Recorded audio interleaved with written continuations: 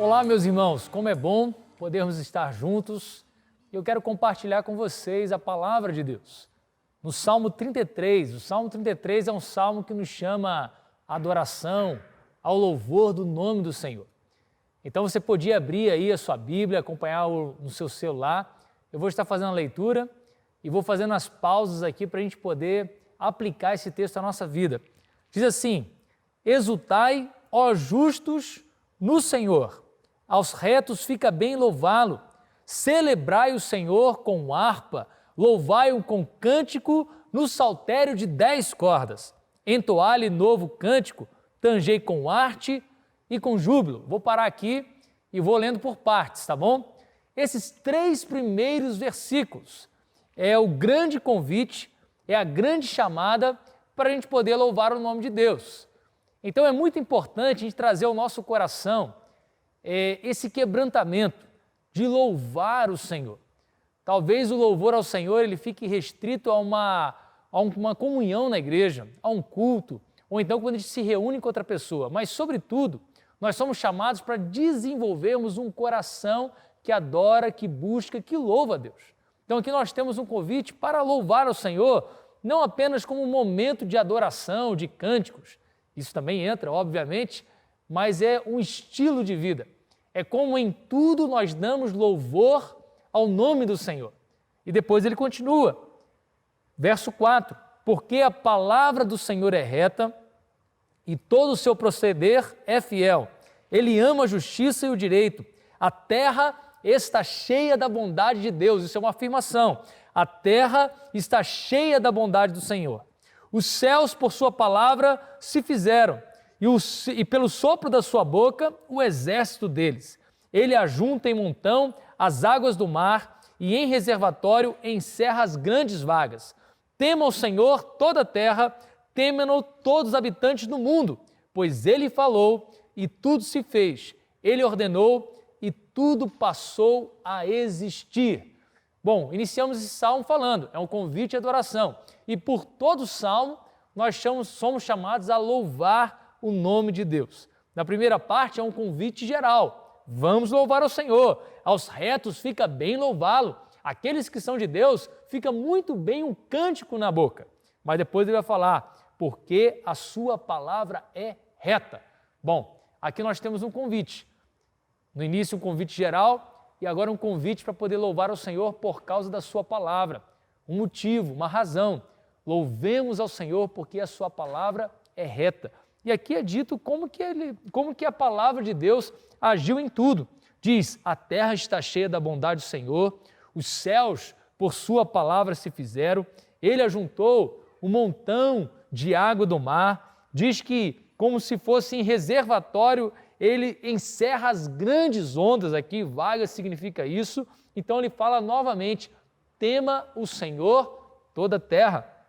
Depois vai dizer, devem temer o Senhor todos os habitantes do mundo, pois ele falou e tudo se fez, ordenou e tudo passou a existir. Bom, então nós adoramos aquele que é o Criador dos céus e da terra. Então nós adoramos aquele que tem uma palavra poderosa e, segundo as Escrituras, tudo passou a existir simplesmente pela ordem e pela palavra de Deus. É por isso que nós muitas vezes dizemos, basta uma palavra do Senhor.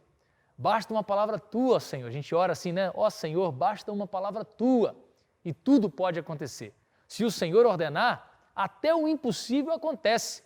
Afinal de contas, a criação de tudo que a gente vê, diz a palavra de Deus que veio sem uma pré-matéria, ou seja, veio do poder de Deus, nada existia, não havia uma matéria-prima para que ele pudesse desenvolver. Ele simplesmente criou todas as coisas. Criou do nada todas as coisas por meio da sua palavra. Então nós servimos o Deus Todo-Poderoso, o Deus Todo-Gracioso. Por meio do Senhor, tudo pode acontecer. Assim, o nosso coração precisa se voltar ao Senhor. Se voltar em fé, acreditando que Deus pode fazer grandes milagres, e Ele faz. Acreditando que, se colocarmos diante do Senhor a nossa demanda, Ele pode liberar uma palavra. Mas, obviamente, a gente vai ver no próximo versículo, que não está ligado apenas à nossa demanda, à nossa vontade, à nossa necessidade. O clamor nosso envolve todas as nações, O clamor nosso envolve a nação de Deus. O clamor nosso envolve todos aqueles que são chamados pelo seu nome. Então, o próximo versículo ele vai dizer assim: o Senhor frustra os desígnios das nações e anula os intentos dos povos. O conselho do Senhor dura para sempre, os desígnios do seu coração por todas as gerações. Verso 12, muito conhecido. Feliz a nação cujo Deus é o Senhor, e o povo que ele escolheu para a sua herança. Então, se nós temos um convite geral de adoração nos 3 primeiros versos, no verso 4 ao verso 9, nós temos o louvor à palavra de Deus. Depois, agora, nós temos um louvor ao conselho do Senhor, a sabedoria do Senhor. Diz que ele frustra os desígnios das nações. Quem são as nações? Quem são os poderosos desse mundo que podem se levantar contra o Criador dos céus e da terra? No início da palavra de Deus, nós temos um relato da Torre de Babel. Ou seja, eles queriam desenvolver uma torre que chegasse até os céus e eles tivessem o nome deles célebre, ou seja, conhecidos, famosos, e achavam que podiam fazer isso com a sua própria força. E eles estavam em desobediência a Deus. É muito interessante porque a ordem de Deus é que eles se espalhassem sobre a terra, mas eles resolveram se unir, se juntar, se fortalecer e acreditaram que, estando juntos, eles poderiam vencer o próprio Deus. Bom, você conhece a história, se não conhece, dá uma lida, pesquisa sobre. Deus frustra os desígnios daqueles homens e confunde a linguagem deles e eles já não se entendiam mais. O Senhor tem poder sobre toda a terra. Quem é que pode enfrentar o Senhor? Então, um versículo muito conhecido: feliz a nação cujo Deus é o Senhor, o povo que ele chamou para a sua herança. Aí você diz, né? Vamos orar então para que o Brasil se converta inteiro e a gente possa falar: feliz é o Brasil, cuja nação é de Deus. Bom, não é assim que esse texto é aplicado. Não é numa nação hoje como o Brasil, Estados Unidos e qualquer outro país que você possa pensar. É lógico, quanto mais temos crentes nessa nação, isso traz bênçãos para essa nação. Mas quando ele fala aqui de nação, lembre-se que ele está falando do povo de Israel. Ou seja, nação que não simplesmente ele escolheu, mas a palavra de Deus diz que ele formou. Sim, ele formou. Ele pegou Abraão, que ainda estava casado, não tinha nem filho do seu próprio sangue, e o Senhor diz: de ti eu farei uma grande nação. E assim começa a história de Israel. E Deus vai multiplicando. Então ele tem Isaac, a descendência vai crescendo, e o grande crescimento do povo de Israel acontece no Egito, quando se multiplicam aos milhões. E ali Deus forma uma nação para si. Então, quando diz feliz a nação cujo Deus é o Senhor, está falando de Israel, que é uma nação teocrática, onde eles reconhecem apenas Deus como seu governante, como seu Senhor, como seu rei. Depois tem tantos desdobramentos, né? Outros reis foram levantados dentro da própria nação de Israel, mesmo que ainda abaixo da autoridade de Deus, mas eles acabaram levantando outros reis também. Então, quando fala feliz a nação cujo Deus é o Senhor, esse texto é aplicado para nós hoje como igreja. Todo aquele que professa a Jesus Cristo como Senhor e Salvador entrou para essa nação chamada igreja, que está espalhada sobre a face da terra, que está presente em muitas nações. E é lógico, se o Brasil, a expressão da igreja, for cada vez maior, real, sincera, não há dúvida de que a nação brasileira será abençoada com a presença da igreja nessa nação. Mas a Bíblia não nos traz necessariamente a ideia de uma nação como nação brasileira ser uma nação inteira completamente convertida, né? Mas nós já somos, então nós não precisamos esperar, quando que vamos ser uma nação feliz? Nós já somos uma nação feliz, porque nós somos igreja. Se você recebeu a Cristo como Senhor e Salvador, você é igreja, você é uma nação feliz. E ele continua, do verso 13 até o verso 19, agora nós temos um louvor à vigilância do Senhor. Deus cuida de você, Deus cuida de mim, Deus está nos protegendo, a gente faz vários atos de proteção, né? Você fecha a sua porta, você contrata um seguro, mas no final das contas, você precisa do Senhor para te guardar. Olha o que está escrito a partir do verso 13. O Senhor olha dos céus e vê todos os filhos dos homens. Do lugar da sua morada observa todos os moradores da terra. Ele que forma o coração de todos eles, que contempla todas as suas obras. Não há rei que se salve com o poder dos seus exércitos. Preste atenção. Não há rei que se salve com o poder dos seus exércitos. Nem por sua muita força se livra o valente. Então o rei tem um exército extraordinário. E o valente talvez seja um dos melhores guerreiros. Mas Deus está dizendo, o rei não vence com esse exército, nem o valente se salva só porque é forte. O que ele vai dizer? O cavalo não garante a vitória, a despeito de sua grande força, e a ninguém pode livrar, mesmo um cavalo forte, que era os carros de guerra daquela época, né? Verso 18 diz, eis que os olhos do Senhor estão sobre os que o temem, sobre os que esperam na sua misericórdia, para livrar-lhe a alma da morte e no tempo da fome conservar-lhe a vida. Então aqui está a chave. Eu preciso temer a Deus, porque se eu temo a Deus de verdade, se eu já entreguei a minha vida ao Senhor por meio do reconhecimento dos meus pecados, me arrependi, confessei Jesus Cristo como meu Senhor e meu Salvador, a palavra de Deus diz que os olhos do Senhor estão sobre mim. Os olhos do Senhor estão atentos sobre mim, para me proteger, para me guardar. E aqui diz, aqueles que esperam a sua misericórdia, o Senhor os livra da morte. E no tempo da fome, lhe conserva a vida. Estamos vivendo um tempo assim, não estamos? Tempo em que alguns estão passando por dificuldades financeiras, não sabem como é que vai ser os próximos dias, tem que lidar com prejuízos, mexer um pouco na sua questão empresarial, e vem aquela angústia na alma, a dor no coração de muitos, talvez a falta de comida de verdade, não tendo o que comer, ou então, semana após semana e quem sabe mês após mês, entrando numa dívida, perdendo uma reserva que demorou um tempo para juntar, mas a palavra de Deus aqui é clara. No tempo da fome, ou seja, no tempo da dificuldade, no tempo da escassez, Deus é aquele que conserva a nossa vida.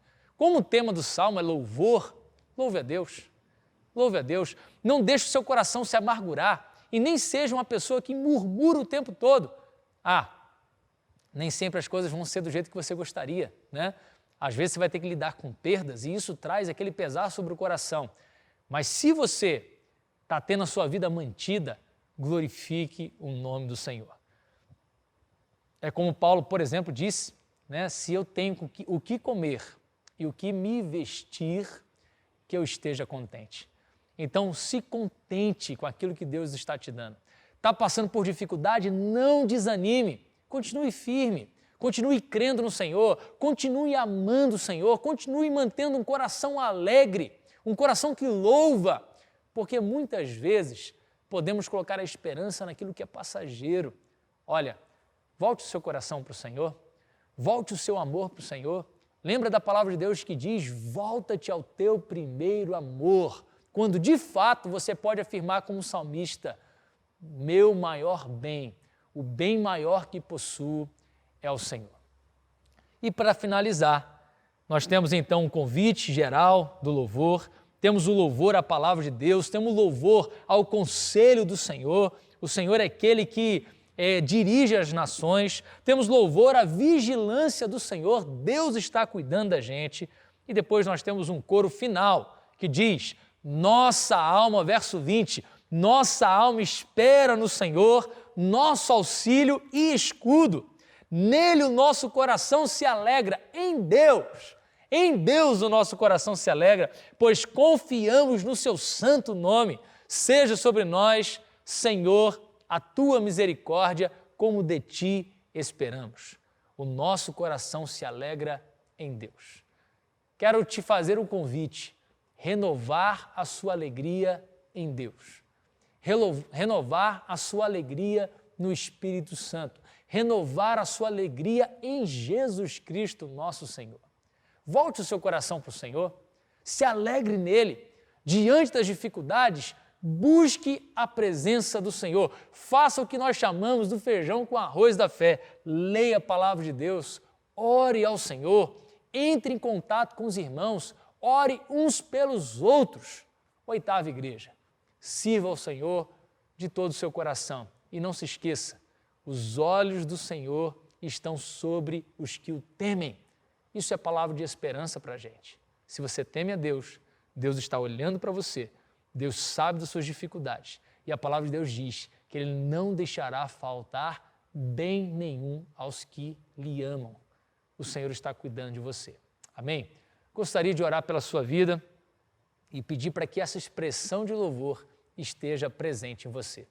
Senhor, graças te damos pela Tua palavra, que testifica para nós e nos ensina como que o nosso coração precisa se alinhar aos propósitos do Senhor.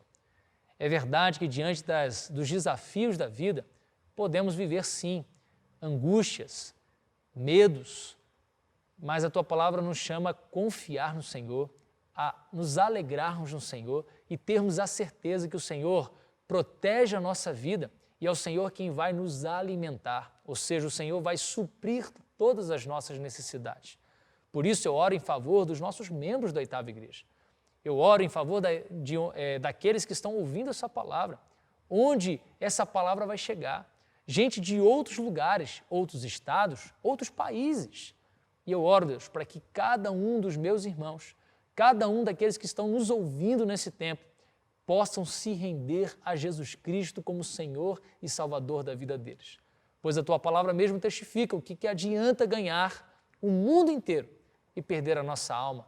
Ó Deus, que cada um possa de fato ganhar a alma ao se entregar a Ti de todo o coração.